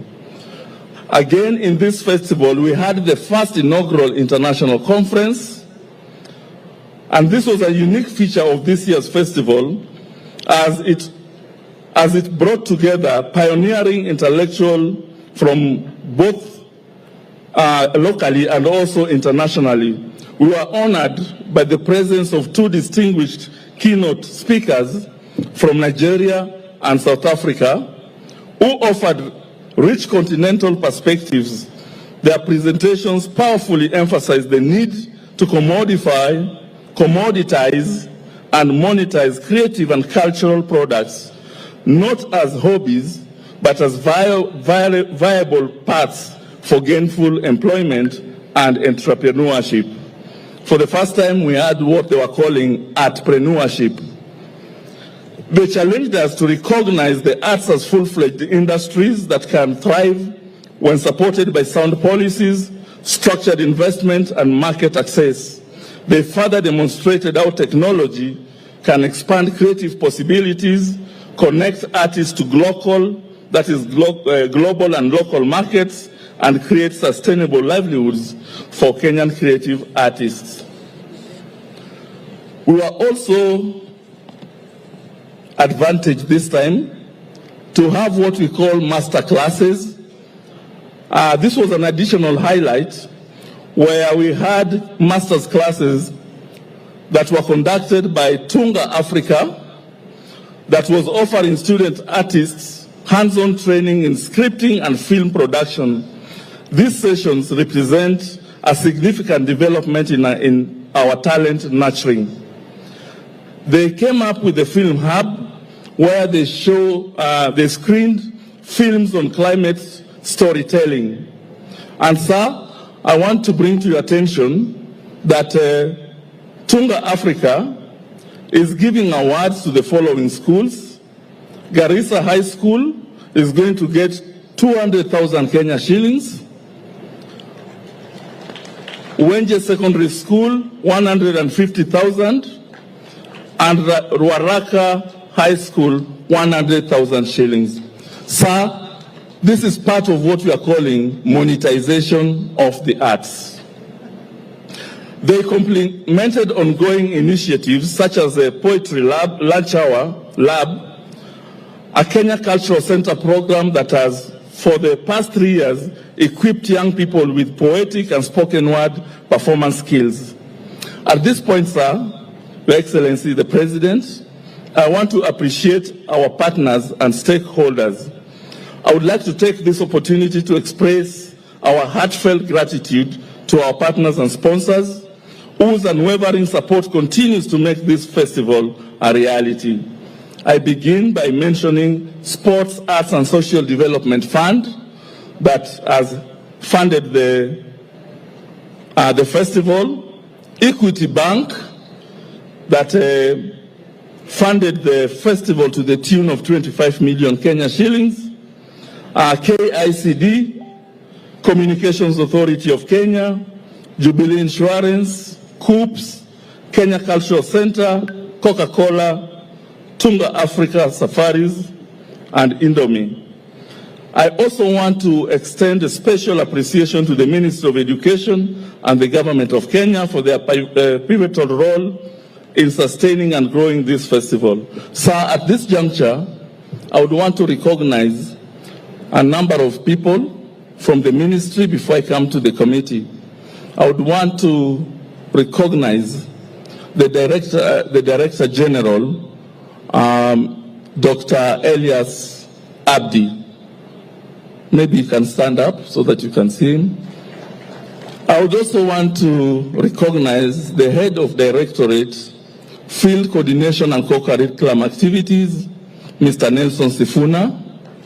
I would also want to recognize Mr. Sugut, Dr. Sugut, who is in charge of secondary education. I want to recognize Mr. Darius Ogutu, who is in charge of university educations.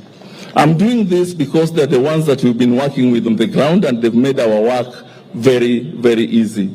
We have other members from the Ministry of Education who are in the committee, whom I will recognize when I'm recognizing members of the committee. At this juncture, Your Excellency, may I take this opportunity to introduce our adjudicators. Sir, I don't think I will be able to introduce them individually. I don't know if we'll have the same script that we had last year, where they just came and took a photo with you, or you will want to take a photo with them at the end of this. They can come. Thank you. Very fast adjudicators, can you run here? Yeah. Yeah? At the end? Okay, at the end. But you can stand for recognition now. Can we give them a clap? They are the ones who selected what we've been watching here. And then I want to ask the committee members to also stand for recognition, and you'll take a photo with the head of state after this. Those are the members of the committee. I want to recognize the members who are from the Ministry of Education, the Executive Secretary, Mr. James Ndimuli, the Deputy Executive Secretary, Janet Lagat, and Mr. Charles, where are you, Charles? Charles Mugendi, who is our programs officer. Thank you very much. Sit down. And also, we have in the committee the Vice Chancellor representatives, the Vice Chancellor of Alupe University, Professor L.P. Barasa. Your Excellency, I'm coming to the end of my presentation, and I want to make a modest request to you, Your Excellency. As we continue nurturing this vital sector, I have one humble request, that now that we are rolling out CBC properly, and we are going to begin moving to the pathways, that the government considers allocating part of the affordable housing levy to the construction of modern theatre houses in our schools and institutions. This would support the performing arts pathway in the CBC and provide our students with dignified, well-equipped spaces to hone their craft. In conclusion, sir, we once again express our deepest gratitude for your visionary leadership and unwavering support for the creative sector. Under your guidance, Kenya is taking bold steps to place our youth at the center of national development through talent and technology. Thank you very much, sir.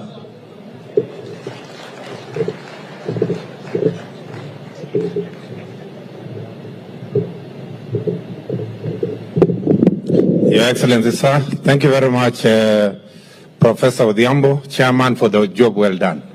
Allow me at this point, Your Excellency, sir, to invite our Cabinet Secretary, Honorable Julius Migos, to make his remarks.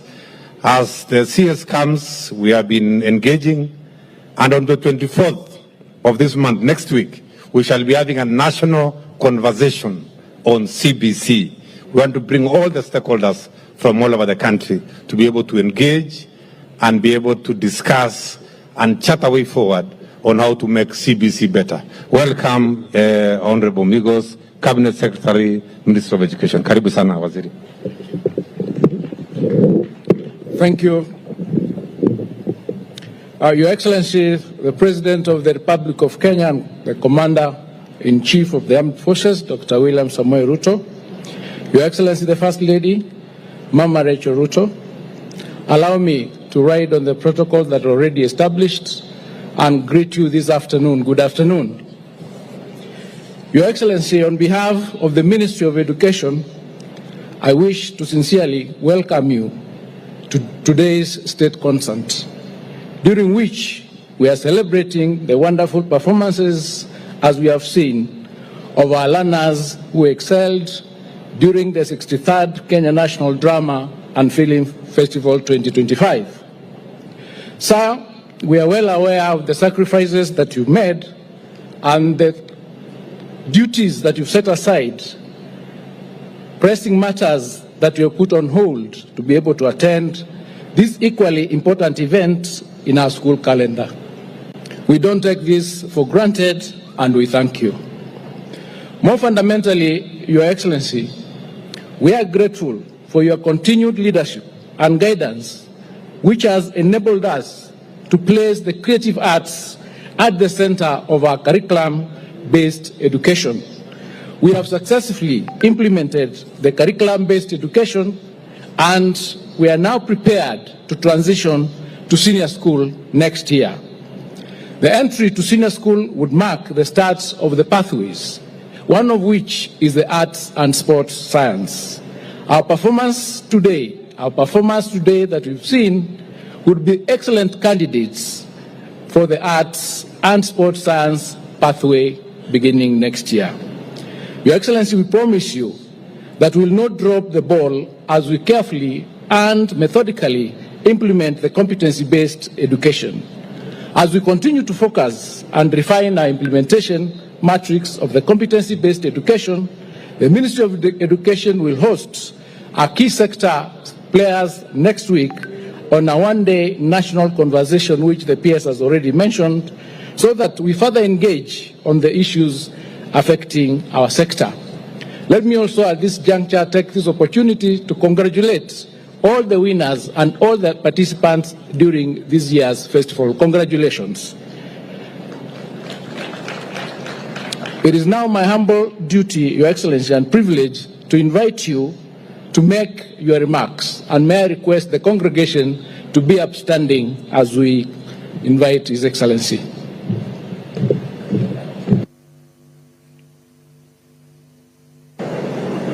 Thank you very much.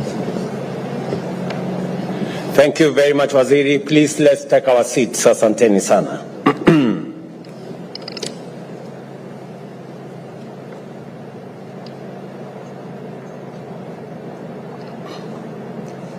Distinguished guests, ladies and gentlemen, it is an honor to host these Kenya's budding artists, young thespians, and emerging cultural ambassadors this afternoon here at State House, Nakuru, for the 63rd edition of the Kenya National Drama and Film Festival State Concert.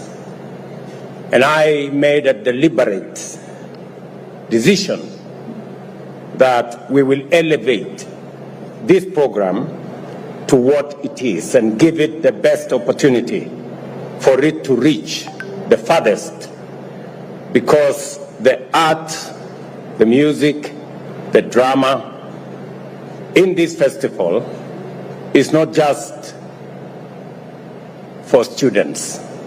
It is of a standard that can be not just national, but also global.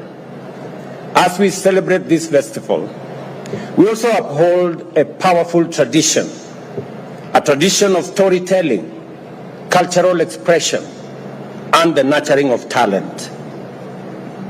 The Kenya National Drama and Film Festival is and will always remain a centerpiece of artistic excellence, a stage where creativity is born and bred, and a mirror that reflects the soul of our society and nation.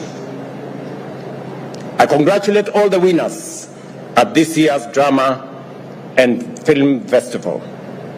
I am impressed by the quality and depth of the performances, which have fully lived up to our expectations. Congratulations to all the winners. Pongezi.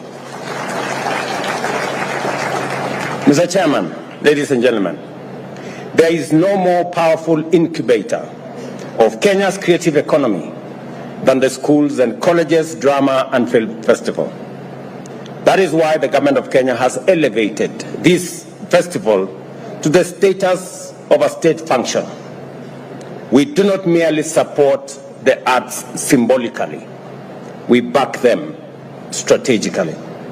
The performances we have witnessed today, anchored on patriotism, national unity, human dignity, social justice, and inclusivity, reaffirm our commitment to a just, creatively expressive, and equitable nation. Over the past 10 days, this festival has breathed life into our national values. I therefore urge all of you, as I urge all Kenyans, all the time, to live up to the values we so powerfully portray on stage. Our drama and film industry has birthed cultural legends and artists who have shaped our national identity and elevated our global standing.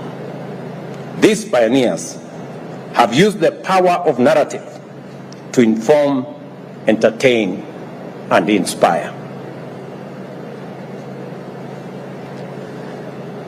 We honor trailblazers like the late Professor Francis Imbuga, whose plays Betrayal in the City and Man in Kafira remain timeless critics of political and social injustice.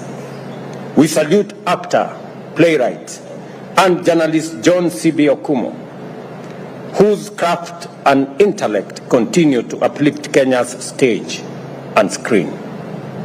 We also celebrate veteran actor and journalist Oliver Litondo, whose role in The First Grader immortalized the story of the late Kimani Maruge, reminding us of the transformative power of free primary education. Equally, we salute Eddie Gadhegi, the Kenyan star currently lighting up Hollywood with every role he plays. This July, he will portray Mr. Terrific in the upcoming Superman blockbuster. Eddie, like many other Kenyans I met at the Tyler Perry Studios in Atlanta, US a year ago, is proof that Kenyan talent knows no borders.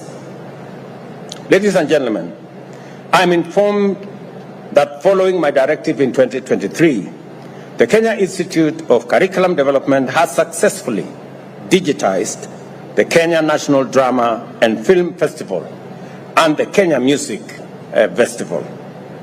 And I proudly watched this festival on YouTube. Thousands of hours of content are now accessible globally through digital platforms. Archival performances are being preserved and converted into modern formats for broader accessibility. This is how we preserve heritage, empower creators, and reach the world. However, more needs to be done to ensure that artists earn from their digitized content. As a government, we have strengthened our policy and institutional support for the creative industry. The Kenya Film Commission continues to play a vital role in promoting local talent, offering training, and facilitating international collaboration. We have restored the Kenya National Theatre and expanded investment in film hub, theatres, and cultural centres. Plans are underway to establish a Kenya National Film Studio to raise the quality and scale of local productions. And I agree with the chairman that our physical infrastructure that currently we are undertaking in our TVETs, universities, and KMTCs, that also has brought hostels into the armpit of the Ministry of Housing, that should equally be extended to studios for the creative industry. And I will want the minister responsible to work with his colleague at the Ministry of Housing so that we can actualize the request of the industry. Last year, I also instructed the digitization by KICD. Today, we have these performances on YouTube. I think it is time for us to have a greater reach and to even monetize further the content that is coming out of these great performances, that this should be available on eCitizen so that more Kenyans can have access to watch and pay for these performances, drama, and art, and more money can go to those creatives who are part of this endeavor. Recently, through the Kenya Theatre Awards, more than 8 million was awarded to outstanding creatives. This is demonstrable proof that the arts are not only about passion, but also about profit. Through the Talanta Hela initiative, we have awarded scholarships to festival winners. The first cohort, the stars from last year's performances, had their school fees fully paid. This initiative, championed by the Kenya Cultural Center, is a powerful tool for societal mobility and creative empowerment. The Ministry of Education and our partners continue to provide training and capacity building at national, regional, and county levels.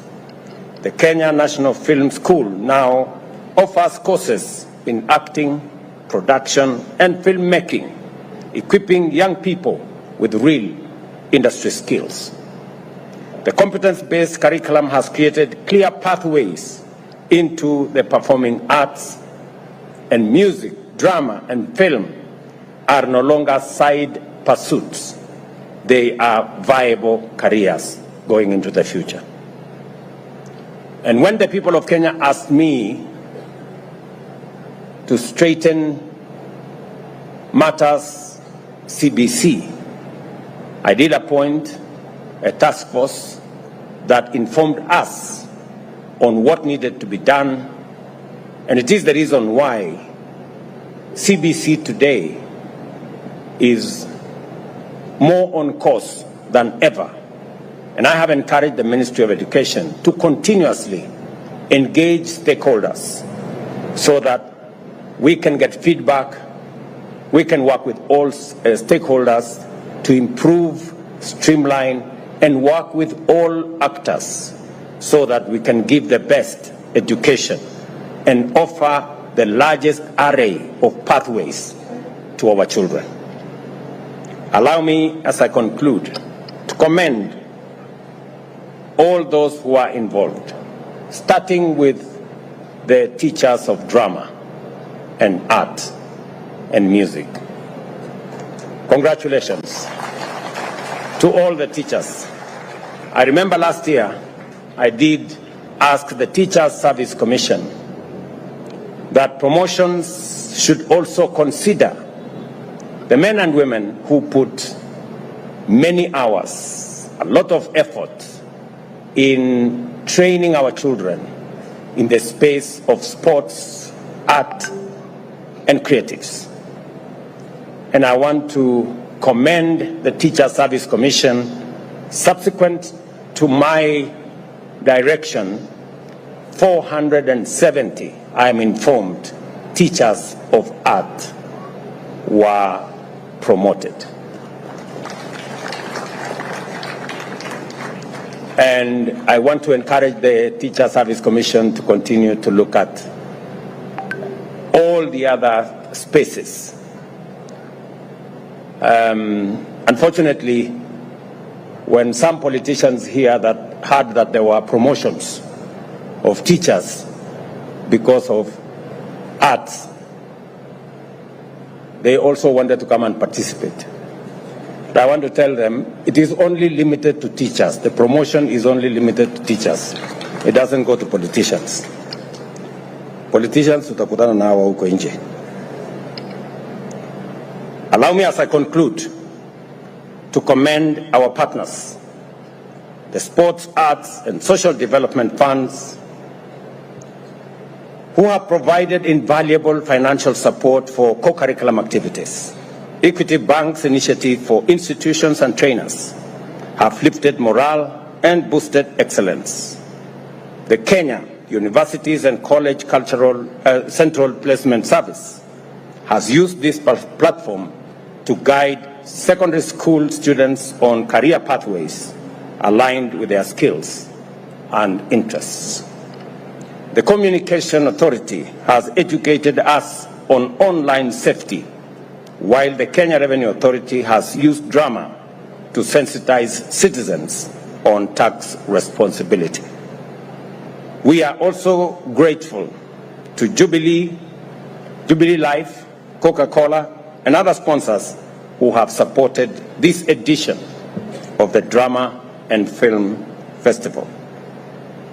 The arts has the power to unify, to heal, and to inspire.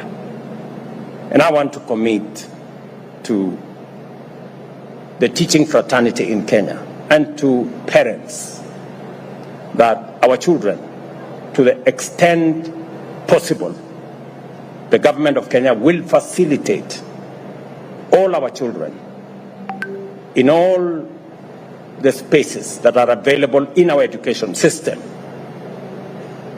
in academics, in sports, in the creative art, in music, and all the other areas, because we now realize that there are talents in all those spaces, and children should be given the best opportunity to choose, and we should assist them to choose the pathways that is in their interest. And therefore, my commitment as president and my instructions to the ministry is that our education system should support all our children pursue all the interests they have within the curriculum that we have, from academics, through sports, to arts, to music. That whole array, we should support all our children to achieve the best that they can. But I must say this as leader and parent, that equally as leaders, as parents, as teachers, we must also protect our children from pedophiles and drug peddlers and predators who want to corrupt our children. We must say no to people who want to corrupt our children with negative ethnicity and negative politics. We are a great nation, and there is more to celebrate as Kenyans than the negativity that some of us want to drive. We have more to celebrate as a nation, and that I will firmly stand by, to protect our children and to make sure that we have a nation. And I will not allow this nation to go down the drain for the people who are pursuing their own selfish and narrow interests. Art bridges divides, awakens imagination, and affirms identity. As we enjoy today's performances, let us remember that a nation that honors its artists is a nation that values its soul. I wish you safe travels as you return home to your families. I spoke to Alvin, this young man from somewhere in Murang'a, and he told me that he wants to come and pay a visit to me and possibly share a meal. So Alvin, I will organize.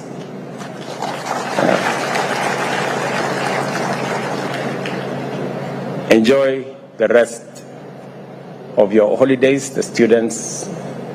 Pass our regards to your parents, your siblings, and to all the schools you come from, all the colleges you come from. We wish you well. We wish you God's blessings. Thank you very much, and God bless all of us. Asante sana. A round of applause for His Excellency, and with your permission, Your Excellency, to remain on stage. I'll request that we take our seats, please, as we are now going to be the awarding of the trophies, and allow me to invite the following to flank you as you present the awards. PS Inyangala. Let's also have the PS Education CS to come and also join His Excellency as we have the awards.